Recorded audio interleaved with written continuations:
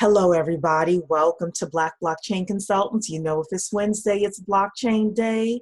Welcome to Blockchain Chat. We are all about the business of blockchain, how to make money in the industry. So, what does the business of blockchain mean? What does Black Blockchain Consultants do? We focus on how you can get blockchain jobs, how you can start blockchain-based businesses, how you can invest in the blockchain, whether you're investing time or money into a project, and ultimately how you could build generational wealth from this $3.1 trillion industry. So tonight, we have a special guest with us, Mr. Daniel Addison. And he is going to be talking with us tonight about cryptoeconomics. But before we do that, I want to let you know that May is officially Make a Move May. Make a Move May. So this is an official Black Blockchain Consultants hashtag discussion, Make a Move May. And what do I mean by that? I'm amazed by the people on social media that are talking about how bored they are with COVID-19. You know, we see a lot happening within the economy. There was a discussion a few months ago by Roland Martin that said that Black people, through the use of AI and other new technologies, we will be losing 4.3 million jobs. We see just so much happening with the unfair distribution of the government assets or government money from COVID-19.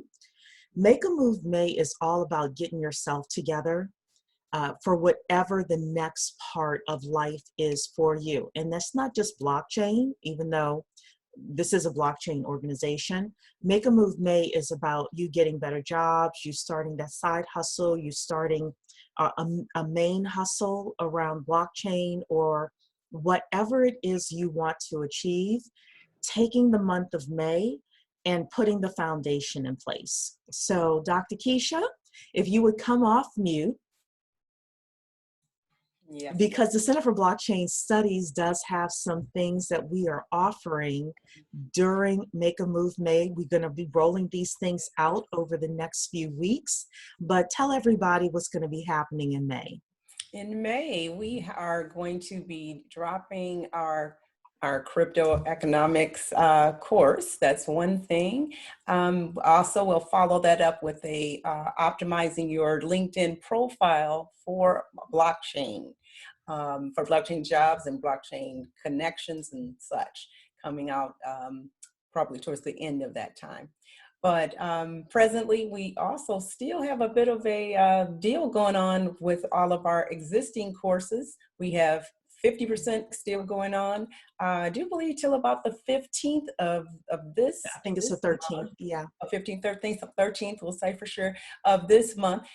And so that's 50% off right now. Like you said, we got a lot of people who are online, and I'm right with you with that. I don't know how people are bored when there's so much you can learn, so much to do online.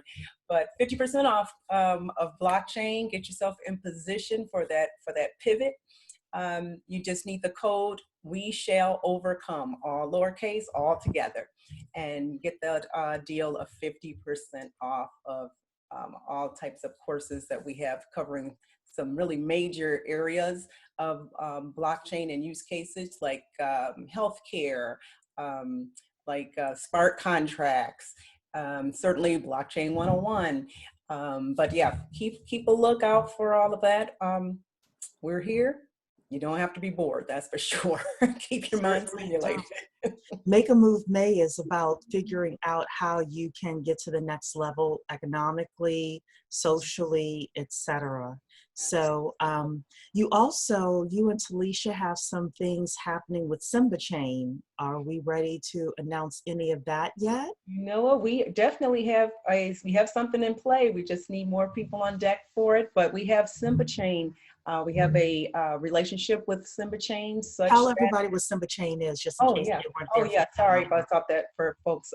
Simba Chain is a software for service or smart contract for service platform, which will allow you to take your ideas and actually write your own smart contract, kind of in a WYSIWYG kind of way. If you kind of know how that goes, kind of what you see is what you get. So you don't have to know how to code necessarily. You just have to move around some things. We got to learn how to work it. But we are super excited about going from our knowledge of smart contracts and in terms of a theoretical application to really being able to put our ideas into a real functioning application. So I'm really excited about that because I've got some ideas, and I know so many of us do. And most people in our inner circle have been expressing a lot of interest in doing it. We need 50 people. I think we have about 30 or so now, or something like that. So more the merrier. So come right on along with that. Come on and join Black Blockchain Consultants. You know, be a part of us, because I'm sure there are other folks out there with some great ideas. You've been in this circle of, you know, around, so you've got ideas likely, and you realize how, you know, we've been learning about blockchain as the underlying data structure, but it's those smart contracts that really will start to make sense of those use cases and make things come alive. So this will be the time to play around with it. Again, I'm just so excited about being in this time. And this whole COVID time has really pushed everybody online. We're stress testing the existing classic internet, and it's just making people really aware of the need for, you know, being able to take control of our data, the need for just what's next in technology, you know. So decentralized systems is what's next. So yeah, let's go. Come on and learn from us at the Center for Blockchain Studies, blockchainstudies.tech. blockchainstudies.tech. So I will say this, I went and looked in my notes here in regards to smart contracts. You all know I've been talking about picking a major. What is picking a major for all of my new people? Because we know we constantly get new people. Freshman and sophomore year of college, if whether or not you've gone, you know that you usually do general studies. And then in junior year, you pick a major, you pick something to study and go deep in, so that if you want to be a doctor, a lawyer, you know, an accountant, whatever, you take studies where you go deep in there. Within blockchain, I do the same thing. I talk about blockchain 101, which you could take at blockchainstudies.tech. We talk about overviews of understanding tokenization, smart contracts, supply chain, etc. And then we always encourage you to pick a major. Smart contracts is going to be, I just put in the chat, $300 million industry by 2023. When we start talking about making a move May, when we start talking about picking a major, the business of blockchain, this is what we're talking about. You can be a part of a $300 million industry in the next couple of years if you position yourself properly. No excuses, none. If you want to make a move in BBC, we will do everything we can to help you and support you and get you there. No excuses. So and let me just add to that too. That's by the end of 2023. You know, those numbers, that year just used to be this funky number that was so way out there. That's around the corner, guys. That is amazing. Right around the corner. Right around the corner. And you can see we know this if you've been around at all, you know, and have used the internet since its beginnings. You know, technology is expanding exponentially. So those numbers are real, you guys, you know, so seriously, let's get blockchainstudies.tech. Hit the link there and come and learn what you need to learn, get those gaps filled, and it's really evolving. You don't have to be afraid. A lot of people are afraid, like, you know, it's just so much and there's nothing I can really attach it to. But it's just like anything. You buy a new car, you start to see the car everywhere, kind of thing. You know, hasn't that been you guys' experience? You know, once we started this we've been in it for a little while, but my goodness, now it's just, I'm so excited. I'm interested now in quantum computing, for God's sakes, you know. So yes. I got a little geeked out last night. I got to tell you, I'm going off a little bit, but I don't know if you guys took advantage of one of the links that was dropped in our Black Blockchain Consultants Facebook group, but it was IBM doing their, I don't know, it's like a virtual conference kind of thing.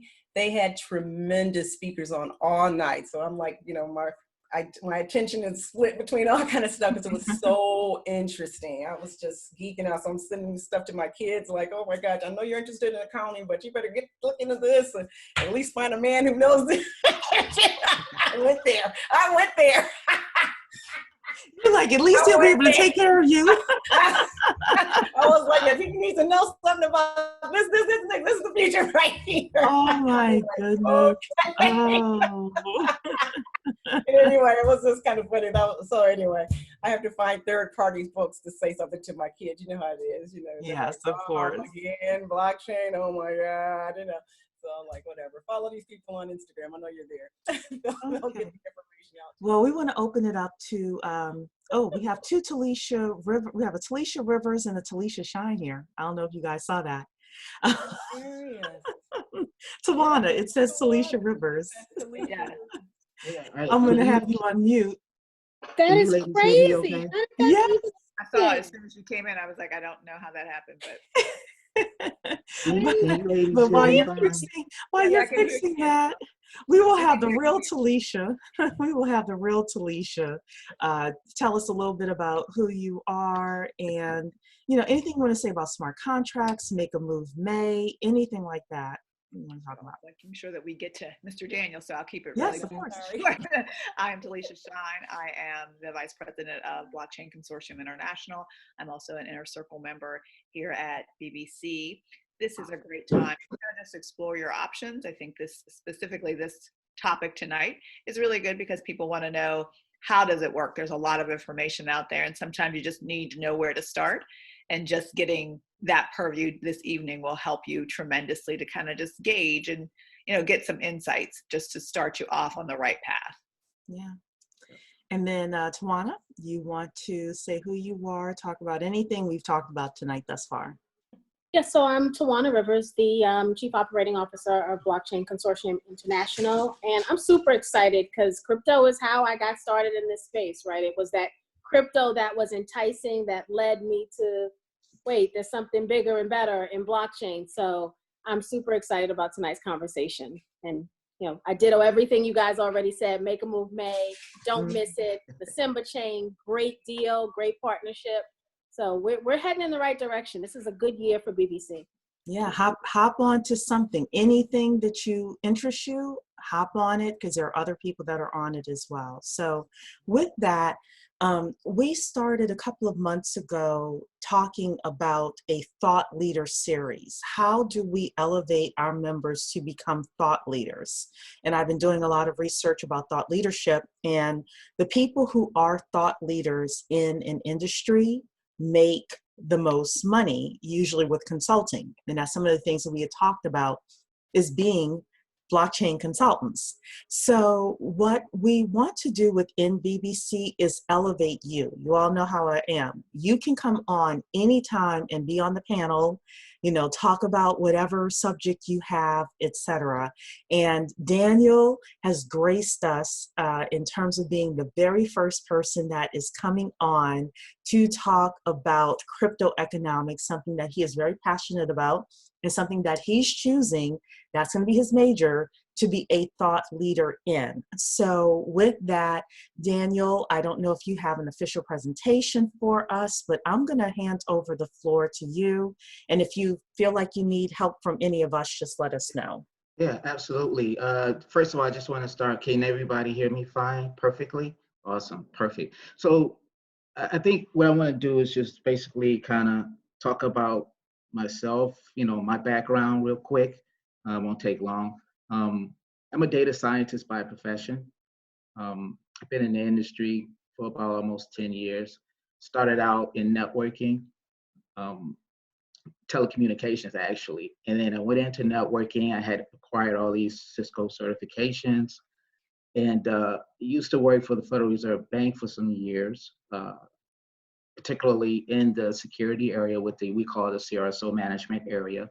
And during that time, this was back around 2004, 2005, the Federal Reserve, a lot of the banks in the nation, they were based off this old DOS platform, and they were converting to, which is an API system basically. So the Federal Reserve Bank during that time was creating own financial application API so that they can interact with the Fed to do like ACH transactions, critical payment transactions with the Department of Defense, and et cetera. So my role with that particular position, I was like a network security guy, specialized in security, knew a lot about the security protocols, held presentations with various constituents within the Department of Defense, other banks, to speak with them and help them how to convert to the Fed system, how to ensure security, how they must follow or be in compliant with the security rules, of the Federal Reserve security rules with the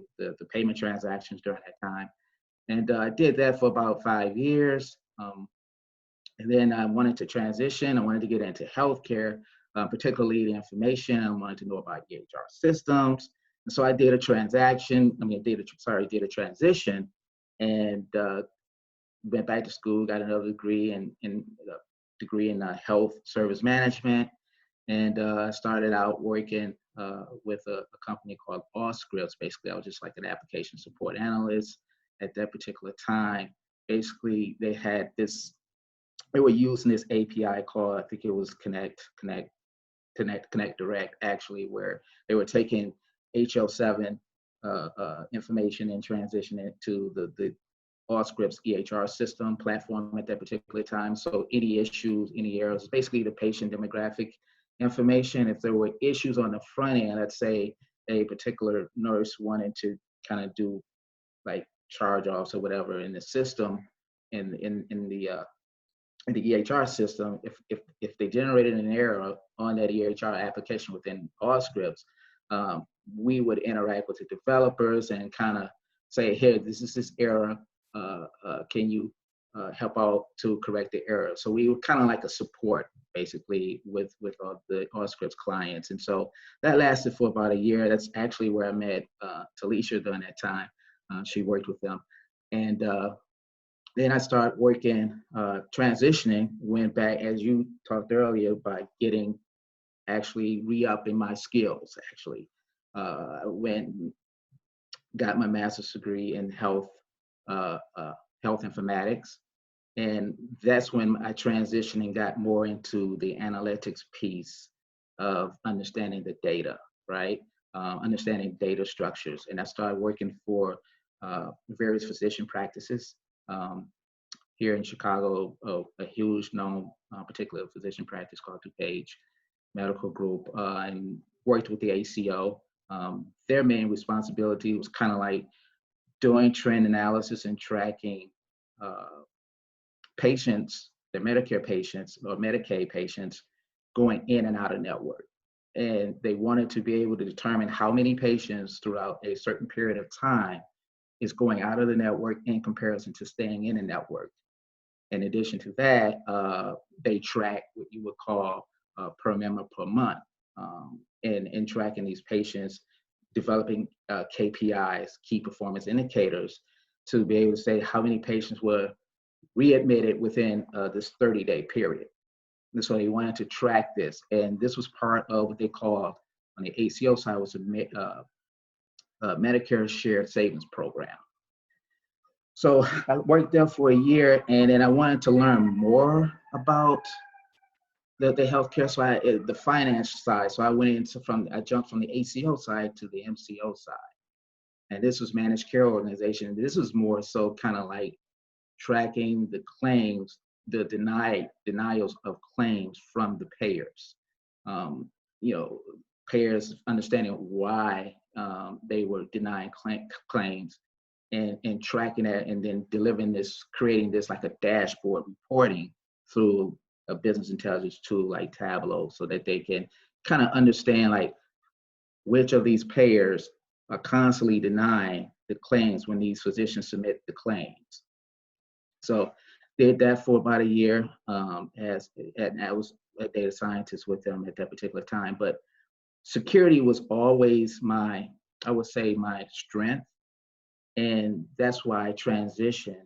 I wanted to get more back into security and do a lot in networking security. And this would lead up to crypto, because back then working for the Fed, I was very instrumental in cryptography and understanding how cryptography works and how basically how understanding the hashes and reading these hashes, utilizing these kind of analysis tools where I'm looking at and seeing how hackers is attacking the network and then report this to the upper management. So this segue, I'm leading into the experience with crypto. During that time back in 2008, 2009, it was blockchain. With Satoshi, it wasn't really blockchain. Were basically saying, they were calling it peer-to-peer networking back then. And when Satoshi started doing the economy, when it went bad, he created this digital gold, which is called Bitcoin, where you cut out the third party, and you can do your transactions without a third party using, which is called, using a digital signature. And so it interests me. And then I would say around 2011, 2012, that's when they started calling it blockchain technology. And so, it was Bitcoin at that time, but the interesting thing that really caught my attention was the technology of blockchain, the technology itself, because it's similar to networking. And so we all knew that digital assets where, everything is going, the economy is going to a digital phase or digital, within that digital phase. And so that is the development of cryptoeconomics, right? So I like to say cryptoeconomics is actually blockchain. And the reason why I say that, because it encompasses all of the 5 elements of blockchain.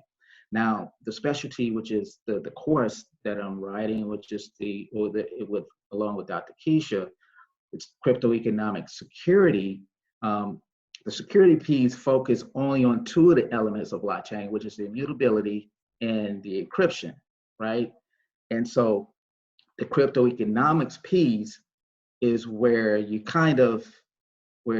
it's basically these miners, it's an incentive to keep the network secure or to keep the network encrypted, so that you're able to intellectual property, keep that intellectual property secure, which is that intellectual property is known as what we talked about in smart contracts.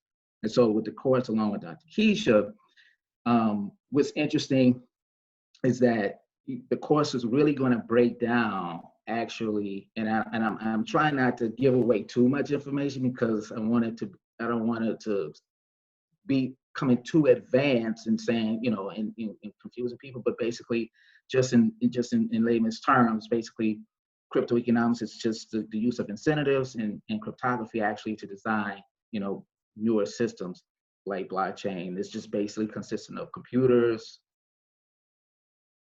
protocols and networks and applications actually. So cryptoeconomics is just, basically the next generation of technology. So I'll just stop there.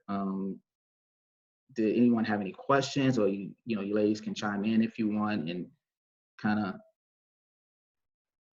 give your input or questions. Yeah, I mean, just walk people through kind of a little bit more about the basics. So as you were doing your research, I know that you have a strong background in data science, but as you were doing your research, what were some of the things that you came across where you're like, if the group doesn't get anything else, they should get these 2 or 3 things about crypto economics? Great. I would say, understanding of what digital assets is, and, basically what is an intangible and what is tangible digital assets. What is the differences between the 2, right? That's one of the discussions. Also, what is a peer-to-peer network? And then also, what is hash? What is a hashing algorithm? What does that mean? How does that work, right? What is a data structure? So these all consistent of what is a consensus algorithm, right? So these are the terms that you want to kind of, what I know is that to really familiarize yourself to understand and communicate, how crypto economics work. And then in addition to that, the security piece too, right?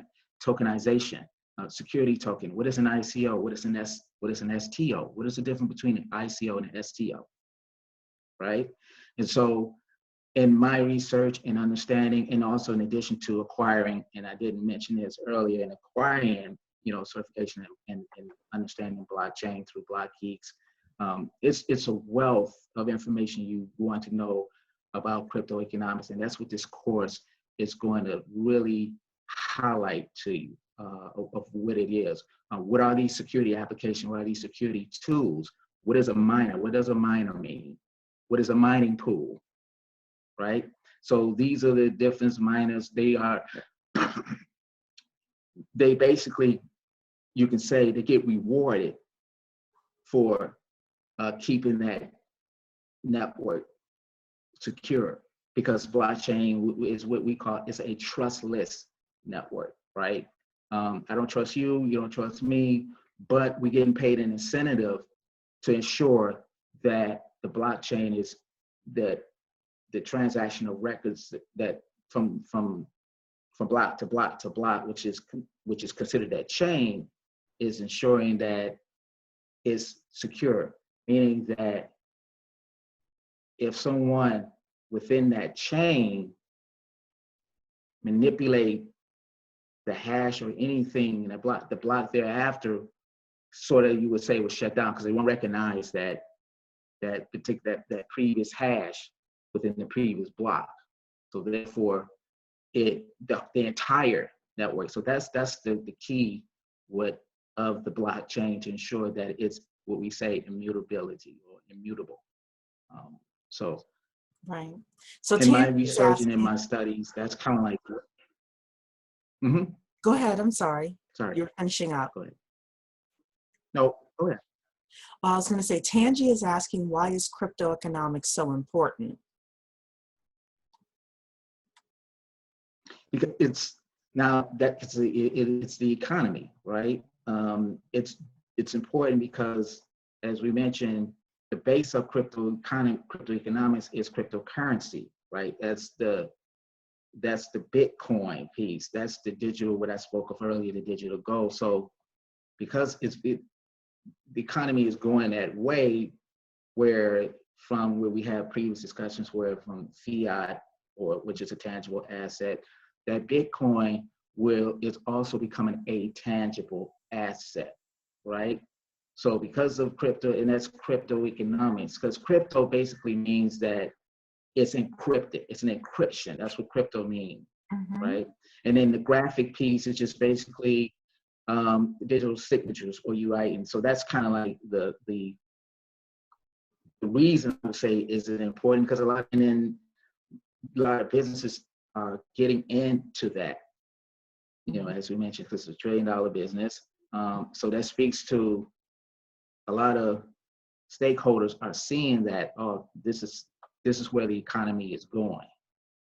It's going digital. So that's kind of like the reason why it's important to want to, understand and learn about blockchain technology. Right. So let me add in a few additional pieces, if you wouldn't mind, Daniel, to this. So we had go ahead. Yeah, please. Yeah. So we had the and I'm going to ask this question, and we can discuss it back and forth. We had the conversation a few weeks ago about the stimulus checks, and how people were suggesting that these stimulus checks be distributed as digital dollars instead of checks and wire transfers or ACH transfers into bank accounts, etc.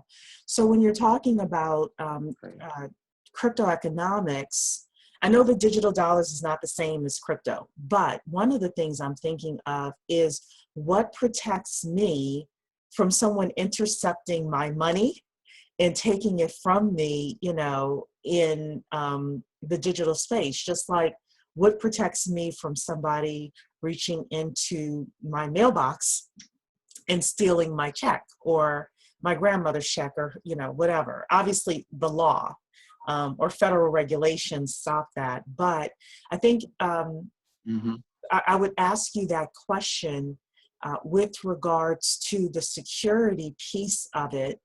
Did you in your research come across any real applications, since we are Black blockchain consultants, real applications for us that protect us as a community, either our elders, our youth, etc., when it comes to crypto economics. Yep. So good question. So, and I'm glad you asked that question because, again, the security piece is what is my specialty. So, you know, one particular organization, CyberTrace, and I remember I used to mention this to Talisha, security analytics, right? CyberTrace is developing tools. Like there's an organization called MakerDAO. MakerDAO is basically it's similar. They're like a credit provider to ensure that regulation, to ensure that governance is in place as it relates to digital assets, or like you mentioned. If you get a chance, you Google MakerDAOs, MakerDAO. Where they sort of just the same way as with the, you know, fiat currency in money, where you have regulators, creditors that manage to ensure MakerDAO is kind of similar to that for digital, like Bitcoin, digital currency. Another piece, you talked about security and ensuring that the blockchain is secure. Again, security tools that I mentioned will be also in the course that are fault tolerance. These are sort of like measurements being used, mathematical computations being used to ensure that immutability, or ensure that your digital assets or your intellectual property, put it that way, is secure. That's great. Does anyone else have a question? If not, I do have a follow-up. Go ahead, Tarana. Oh, you didn't have, Talisha, you have a question? That's you. No, I don't have a question. I was just going to piggyback on with regard to why the importance. I think we talked about digital assets and understanding, and I think that in itself is very valuable in the sense that you do have to make the distinction. There's a lot of terminology that comes up in these conversations. And just even understanding, you don't have to know the science behind them or the pure tech functionality, but you do need to know what the difference is between a digital asset and crypto. You need to know what pens are. You know, you need to know what your private keys and public keys are. You're going to need this in your vernacular going forward. So it doesn't really matter. I think sometimes we get like, oh, I don't know the tech stuff. It's not really about technical, because you know how to use your ATM. You may not know how the ATM works, where that money comes from, why the pin works the way it works. You don't really care about that, but you do need to know those important aspects in order to make your transactions viable for you and to live your life. And that's, I think, where the stage of economics is changing, and you're going to have to know how to maneuver that new space. And we're giving you those tools in order to just, again, learn that vocabulary, know what they mean, so that when people challenge you, oh, it's just a crypto that I'm talking about. Are you really talking about a crypto? Do I get a private key? If they go, oh, no, I'm just saying it's like, you know, it's like money, sort of, kind of. You will know how to fend off those kind of conversations and be more viable and participate in the economy in the way that you want to, rather than just being forced upon you to do certain things that you may or may not want to do. And within the course, and I just mentioned, piggyback off Talisha, in the course, digital signatures, where she mentioned private key, public key. In the course, it's going to help you understand how that process works. You know, what is a private key? What is a public key? You know, in a digital signature. So the course is going to really help you understand, and basically it's not like for the course, in addition to the course, I'm writing a book as well. And the book is called Cryptoeconomics Security. All right. We're adding to our BBC author series. I love it. Right. So in the book itself is actually kind of, in the book, I'm writing a book from the perspective of, you know, not like Talisha mentioned, where it's easy for someone who just, who have no knowledge of it, but wanted to know about what it is and how it works, without all this technical terminology to confusion. But what I do, I use that technical terminology, but I kind of highlight like a simple explanation of that technical terminology that will help you go, that aha moment. Oh, I get it. It makes sense, without going into the confusion of, when you mathematical formulas and writing all these formulas, without going into detail where it confuses a person. So the book is going to be along in, relating to the course itself. Well, Daniel, let me ask you a question. I'm the special ed teacher of the group. I like to break it down some more. So would you say that the importance of cryptoeconomic security is really, it answers the question of how a decentralized data network can be can operate and function without a middleman per se? Okay.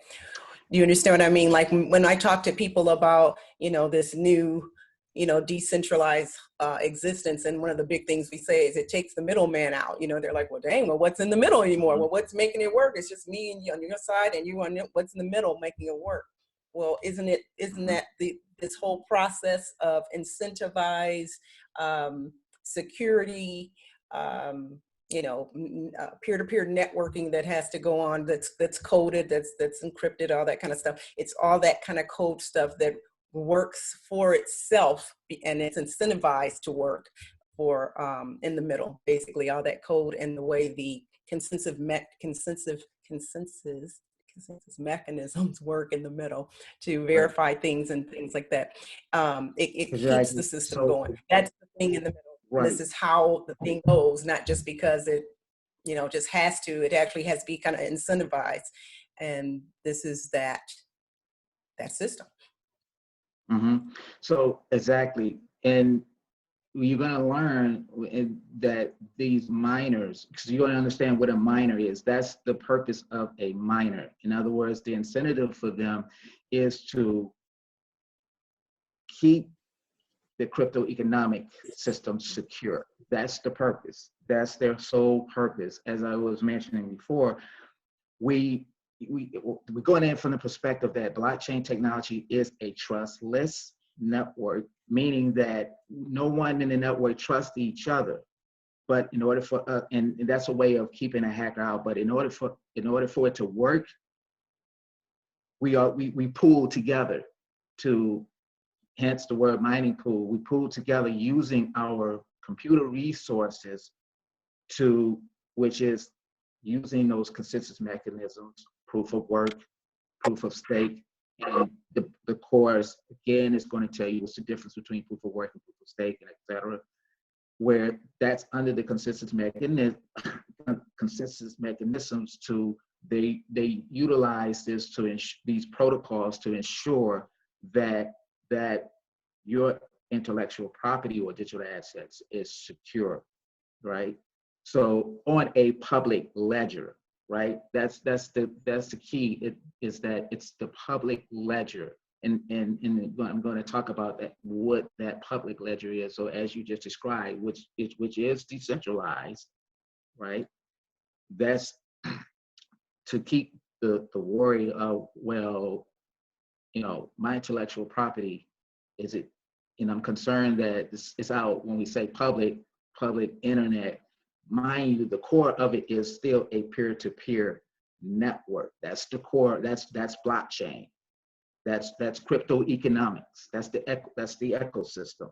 So being that it's peer-to-peer, it's meaning that we're ensuring this encryption, we're ensuring this immutability.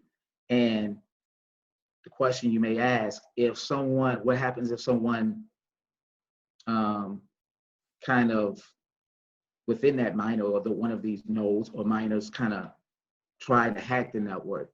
Well, again, you get repercussions for that, which is called disincentivized. So there's a penalty. So there's basically, because of that penalty, then it's useless for you to try to hack the network, right? So the objective is you want to get incentive, and that's the objective of the miners, as you mentioned, utilizing those consensus mechanisms. So, Daniel, I have a question. You know, as we mhm. look at the economy and where we are with it now, using the times that we're in as a great example, right? How we're printing money like it's, you Yep. know, literally.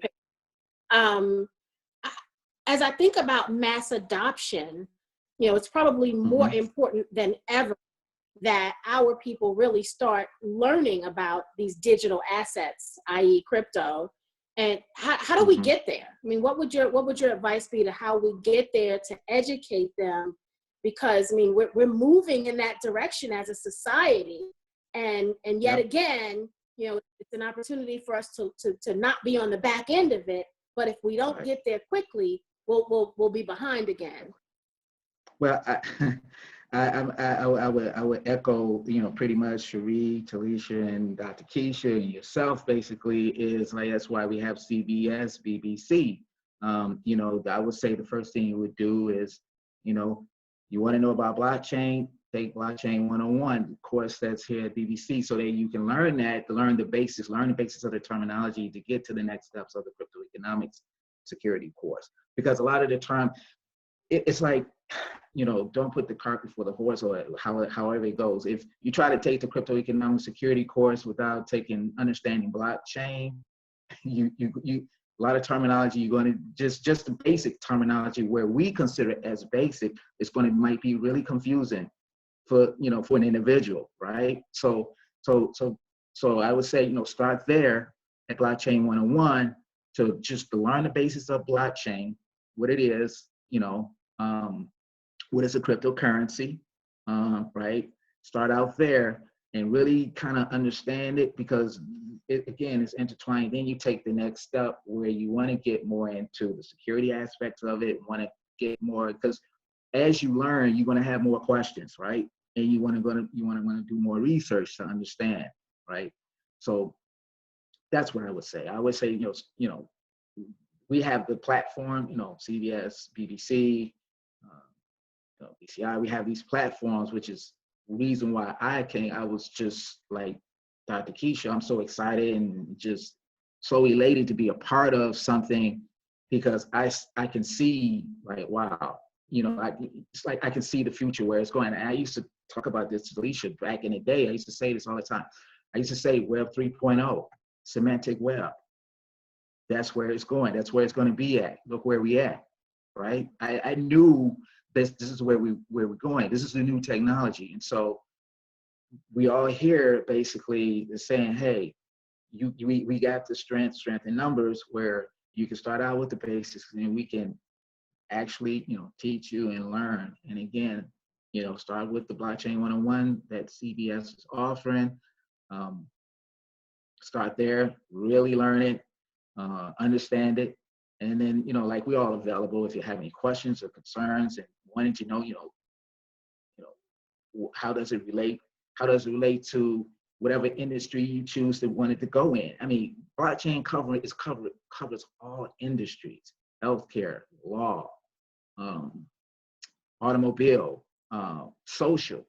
Um, you know, they're creating now which is called social tokens, right? Where you're going to be taking like Twitter and all that, and it's going to be social tokens where a certain party trusts another party, and they're able to create value out of social tokens to interact with one another.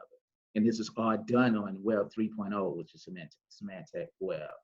So, I mean, that's just like where it's going. That's where the future is going, and it just encompasses all the industries. And so, you know, some people might say, oh, you know, it's Bitcoin and I don't have no money, I don't want to invest in that. But I would say invest in the technology, because that's the future. That's always here. That's the technology, is here. Not necessarily the cryptocurrency itself, Bitcoin.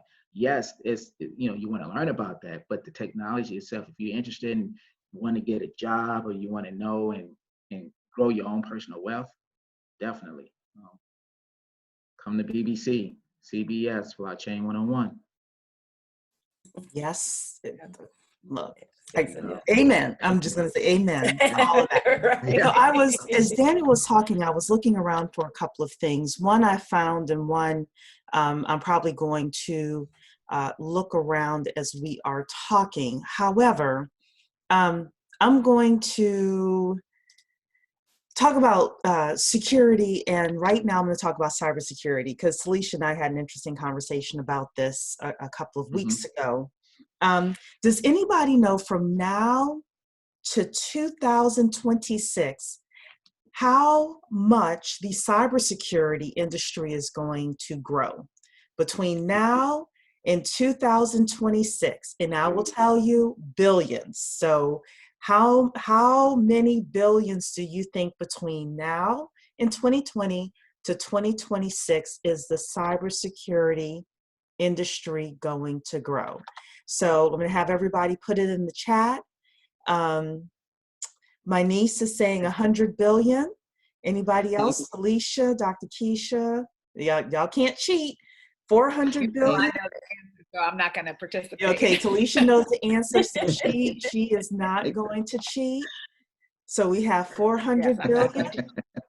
Okay, so Talisha, will you tell everyone between 2020 and 2026, how big will cybersecurity grow? How many billions of dollars? I thought it was, what was it, 750 billion? Was it? No, well, actually it's 100 billion difference. It's going to grow, at least from what I'm seeing here. This is according to Forbes. It's going to grow from 173 billion in 2020 to 270 billion by 2026. So $100 billion, $270 billion just in cybersecurity, right? And we haven't even specifically said what the cybersecurity were. So these were just not these behemoth systems. I think people think of cybersecurity like, oh, we got to secure the government. This was small businesses. This was your regular home computer. These are the cybersecurity hubs that people seem to not want to include in where the cybersecurity happens, because now the thought of we are now participating, everybody is digital. As Dr. Keisha said, we're stress testing the environment. This is a field day for now hackers, because everybody is now connected. And let's add the other piece, not just being connected, but everything is smart. So that's another end to you know, your data in a different kind of way. The Internet of Things just opens you up. So exactly. Yeah, so exactly. I was going to say that with cybersecurity and the Internet of Things was really combining cybersecurity at the level of, so and I'm just from a data scientist mind, is machine learning and AI.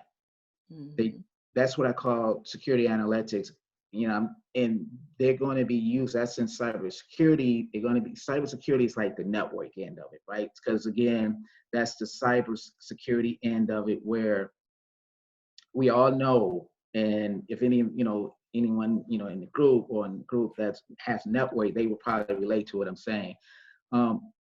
At the end of the day, an attacker from the perspective of telecommunications in a network, or ISP, if you will, can commit a ransomware and shut down the entire blockchain. That's a kind of cybersecurity issue, right? So when we talk, so cybersecurity is like this, it's like the umbrella, and then cryptoeconomics and et cetera, security is like under that. So with the cybersecurity, the networking in and everything, where you got protocols and et cetera, similar same thing, because that's what the cryptoeconomics kind of built off that, where the ISP, and with ISP is where you get into the issues of IP addresses, et cetera. You start talking about these devices like routers and switches on the network. It's being automated. So that's that cybersecurity. So there's security protocols that deals with that. So when I used to work with the Fed, I used to do that a lot, working with the Department of Defense. So that's like the umbrella, right? Now, when you get to the cryptoeconomics, or you talk about the cryptoeconomic security, now we're talking about the data. If you think of networking in the OSI model, you have the 7 layers, right? crypto economic security it's several layers. It deals with the application, the presentation, the session, the network, the data link, the network, the data link, and which is the wiring and the connection. That's like the first two layers, right? But at the seventh layers, the application in this presentation and this session, that's like where the blockchain technology is kind of residing at, where it's the encryption, everything you're talking about, application-based, decentralized applications, all sitting on this particular peer-to-peer network. So you ensuring that from a holistic approach with cybersecurity, the reason why I take off, because you're going to need more and more people to understand, and which it is, to understand security from that level. And then, which is great, what I'm doing with the course, and this is just the first series of the courses of crypto economic security. After it, I'm going to discuss and be talking about the difference between, the business security and then development security, right? And I kind of, I don't know if I have time, I'm running out. And probably in the next session, I wanted to talk about like how hackers attack, how they attack the blockchain network, right?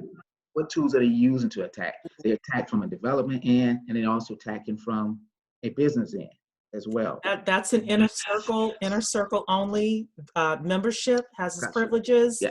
If we drop in that kind of knowledge, inner circle, blockchainstudies.tech. Go ahead, Daniel.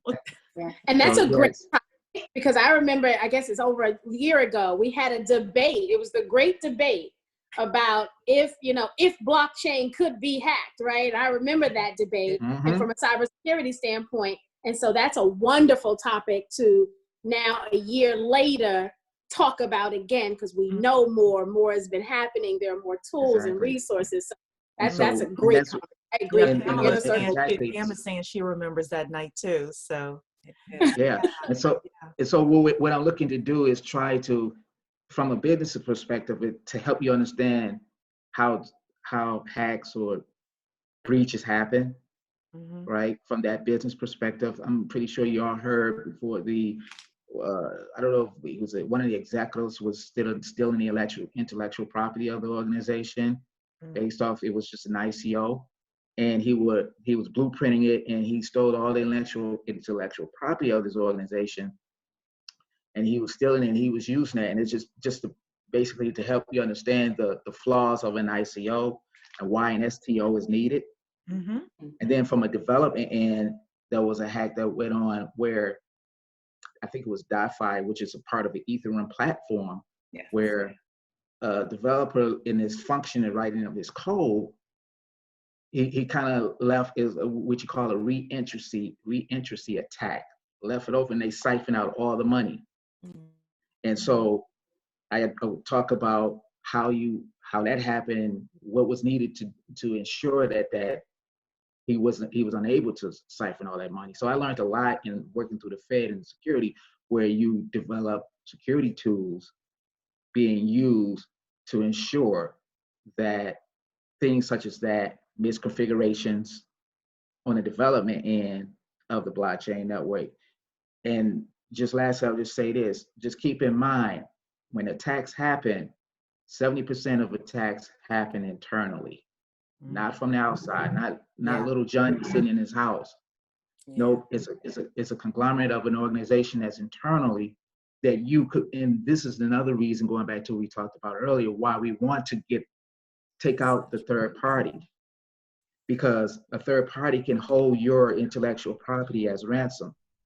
And that's what happened to a lot of healthcare organizations some years ago, where they can hold your intellectual property or patient health data, patient health, protected health information ransomed. So those just a tidbit would be an inner circle, as Cherie talked about going forward. So this course is just a start of plenty going forward. Yeah. So I have so much to say. I was writing down a ton of notes as everybody was speaking. The first is I was looking around for any kind of stats with regards to blockchain education and the amount of revenues that are going to be made. I couldn't find those specific stats, but right now with blockchain, the majority of the money is coming from development and education. We have Exactly. consistently within this group, because we're not developers, we don't have any interest in being developers. Those of us who took Python all that time ago, no interest.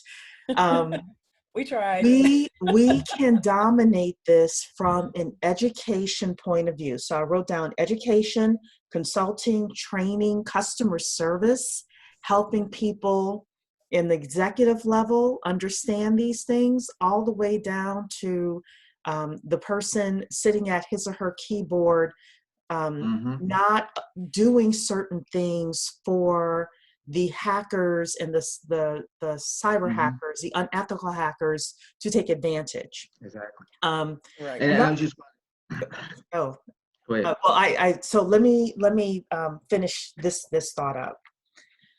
What Daniel is talking about here is people being able to start 7-figure consulting businesses, just understanding that. Talisha continuously tells us that it's not about the protocols, it's not about the technology itself, it's about the business processes. And I want people to look this up: risk management. I had a mentor of mine who was like, Cherie, you're really smart. This was years ago as I was getting into blockchain and trying to figure out what I wanted to do with blockchain.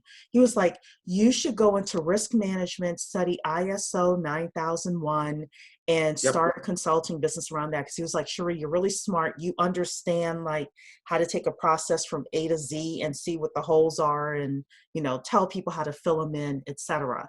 People are earning 7 and 8 figures a year doing just that for Fortune 500 companies, Fortune 1000 companies, multinational companies that are going to have to do business, you know, all across the globe, etc. So tonight was very exciting with regards to just the number of things that people can focus on and major in that have nothing to do with coding. This whole thing with cybersecurity, with security itself, is, I mean, hundreds of billions of dollars a year. And if we think about tokenization of assets, for example, there's going to be, by 2027, there's going to be $24 trillion of assets within tokenization, right? So we know Eric is the titan of tokenization. We can have a princess and a prince and all of that. However, those assets will have to be secured. And this is where Daniel comes in, and Talisha and others. So there is enough in this industry for all of us to dominate whatever piece we're choosing to dominate. And with that, I really did want to just let everyone know, because I was writing different thoughts down, that this is a huge opportunity for you. This call tonight could make somebody $1 million, $2 million, $3 million a year if you decide to really focus on it, hyper focus on it. Go ahead, Daniel. No, I was just going to just add, and I don't know if I mentioned it, even in the course as well, there's going to be some use cases within the course that's going to really help you, you know, want to specialize wherever you want to go to make those millions. So I'm going to throw in some use cases as well in the course that you're going to really, really like. So that was it. That's fantastic. And look, and you better get to this brother fast, because when he gets up there, I might call him and he may say, Cherie, who? Do I know you? Be like, remember me? I got video. Receipts, remember me? No, one of the great things about BBC is that we can also have masterminds. We can also have group discussions where if you're not getting something, you know, Talisha gets calls all the time. I told her I'm going to start charging people for her time, right? And be her manager. But we do have a close knit group where you could say, you know, I read this article, I'm not quite getting it, you know, or this is not quite making sense to me, and we're all able to help each other through this thing as well. So, so yeah. So I'm going to go around the table here and let everybody make any final comments. So Tawana, I'm going to start with you. I just want to thank Daniel. You know, you've joined the group, you jumped right in. I'm so excited for this course. Like, I'm going to be the first sale. As soon as Dr. Keisha said it's out there, I'm going to buy it. I don't even want a discount. I'm going to buy that one full price. Because I'm super excited. But I want to thank you more than anything else. I mean, the way you jumped in and just, submerged into the community, which is exactly what we want people to do. And so many new members are doing the same thing. But you guys are truly my heroes, because you're going to keep this going and keep it going. And more new members are going to see this great talent, and they'll come too. So just thank you very much. Just seeing, Felicia? I would say, Daniel, we've had these conversations a gazillion times. I mean, you and I have had, what is the future going to be? We've had these conversations a lot. We were at work and just but this is the truth. You can see, you can forecast certain things, specifically because how tech evolves. And then it's really just the applications. And I think this kind of ties into our book club, where we have the business. The business is really what happens, because we've had cryptography for years. This is not anything new. Security isn't anything new, but it's now the business applications and the decentralization and the tokenization and the immutability. When these all converge together, that's when you have a process. The tech just supports. It's something that's really just underlying, because you can have those pieces, but when you start building it together, then it becomes the automobile that moves the process along. Before, it's just some parts, some random parts in a junkyard kind of thing. So these are the kind of courses that we're developing, is showing you how these little parts come together. And really, it's about that business, because the business is going to drive the car. The car is not going to drive itself. Exactly. Absolutely. Dr. Keisha? And I guess the biggest thing I want to say is this group is this kind of group stimulates the mindset that you need to really have. Like we keep talking about, we're not the data scientists, thank goodness we know Daniel, we know Talisha and all of these folks, but I'm telling you, I always want to encourage people that at the very least, no matter what age you are, if you have a set of skills that you are you spent your life, developing, you're the one who knows that business process that Talisha is always talking to us about, that Daniel's been talking to us about. And like Cherie was talking about, it's those ideas that now we can wrap tech around, and you can be that person, you can be that thought leader, you can be that, blockchain, whatever other emerging technology comes around to enable blockchain technology. We know that to be like our Internet of Things and machine learning and AI, so all that kind of stuff. So the big thing is just being able to find yourself in this, shifting technology space, the space of shifting technology and transformation and all of that. And just keep not get overwhelmed with the tech, but just keep in mind that, there's some problems that I know now can be, once you figure out and understand what the new technology now mitigates, you can now say that, hey, now I know there's some problems that in my industry that would be great for. And now there you are. You can pitch your tent on that or hang your shingle on that and be that person to drum that beat, for people who understand the industry. And, it's just going to be a great time once we get this interoperability piece worked out. And then that's when it's all going to make sense, because like Talisha was saying, it's a really good analogy. The junkyard pieces are all over the place. We've lived long enough, most of us, to know that transistor, was that, and the microchip was the thing that just took things to another level, and it continues to do so. As we see, technology we can always trust is going to exponentially just go.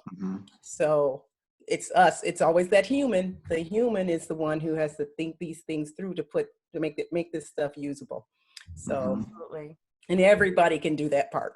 Everybody, whether we understand the tech or not. So, yeah. So you're in the right place. I'm going to let you close us out, Daniel. Yeah, well, you know, as everybody was talking, you know, I definitely concur with everybody and what you were saying. I like to think of BBC as the BSTEM futurist. What that means, I say that, you know, we're business, science, technology, engineering, and math futurists, basically saying that we kind of cover it all. Um, so, you know, members, you know, come on board. Um, Anything that you want to know, whether it is develop, you know, coding. You know, I used to code, but like when I'm getting older, you know, you don't want to, you know, like don't want to do that. If you want to know the business side of it, we got it all covered. So anything that you want to learn to project your career to where you want to be, is that we as BBC, we are that group that can help you and lead you to make that 7 and 8, you know, figure that Cherie was speaking of earlier. So that's basically what I wanted to say.